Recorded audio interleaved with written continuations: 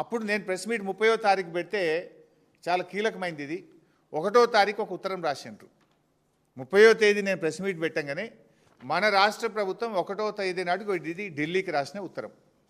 ఏం రాసిండ్రో నేను చదివి వినిపిస్తా.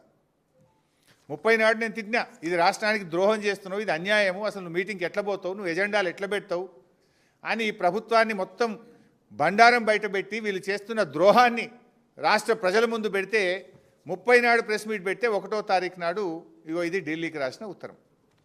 ఈ ఉత్తరంలో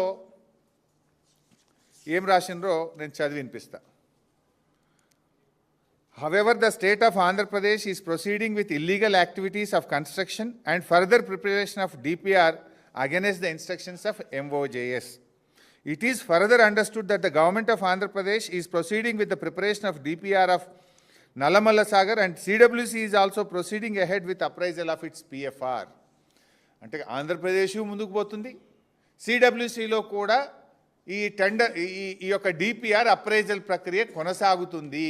ఇది నేను చెప్పలే, మన తెలంగాణ రాష్ట్ర ప్రభుత్వం ఢిల్లీకి రాసిన ఉత్తరంలో ఆంధ్రప్రదేశ్ నల్లమల్ల సాగర్ మీద ముందుకు పోతుంది, కేంద్ర ప్రభుత్వం కూడా సిడబ్ల్యూసిలో నల్లమల్ల సాగర్ అనుమతుల ప్రక్రియ కొనసాగుతుంది అని స్పష్టంగా మీరు రాసిన ఉత్తరమే.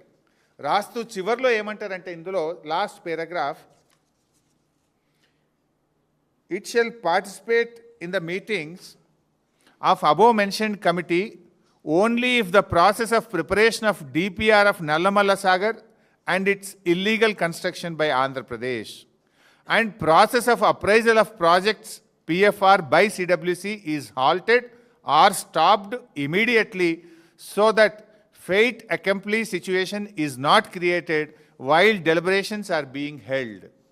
ఇంత స్పష్టంగా రాహుల్ బొజ్జా గారు ఈ లెటర్ రాసిండ్రు. 30 నాడు ఇది కూడా ఎప్పుడు రాసిండ్రు, బీఆర్ఎస్ ముళ్ళు గట్టబట్టి పొడిస్తే 30 నాడు ప్రెస్ మీట్ పెట్టి వీళ్ళ బండారం బయట పెడితే 1వ తారీఖు రాసిండ్రు. ఏమని రాసిండ్రు, కమిటీ అయితే వేసినాము కానీ ఈ కమిటీ మీటింగ్కు 2 కండిషన్లు, ఈ 2 కండిషన్లు ఒప్పుకుంటేనే మేము ఢిల్లీలో మీటింగ్కి వస్తాము అన్నారు. ఏంటి మొదటి కండిషన్ ఏంటి?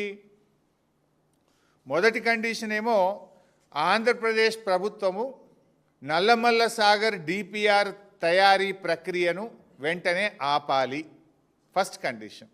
2వ కండిషన్ ఏంది, కేంద్ర ప్రభుత్వం సెంట్రల్ వాటర్ కమిషన్లో నల్లమల్ల సాగర్ అనుమతుల ప్రక్రియను తక్షణమే ఆపాలి. ఈ 2 కండిషన్లు మీరు ఒప్పుకుంటేనే ఢిల్లీలో మీటింగ్కు వస్తాము అని రాహుల్ బొజ్జా గారు మన రాష్ట్ర ప్రభుత్వము ఈ ఉత్తరం రాసింది. నౌ మై క్వశ్చన్, ఈ 2 కండిషన్లు ఒప్పుకున్నారా?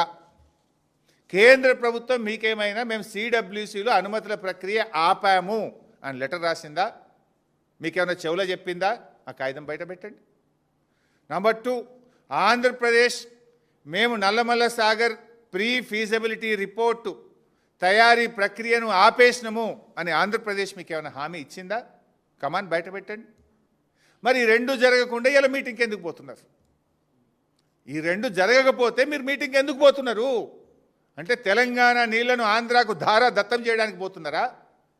రేవంత్ రెడ్డి గురు దక్షిణలో భాగంగా పోతున్నారా? తెలంగాణకు మరణ శాసనం రాయాలనుకుంటున్నారా?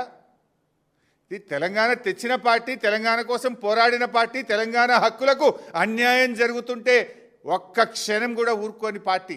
ఊరుకోం. We are the fighters.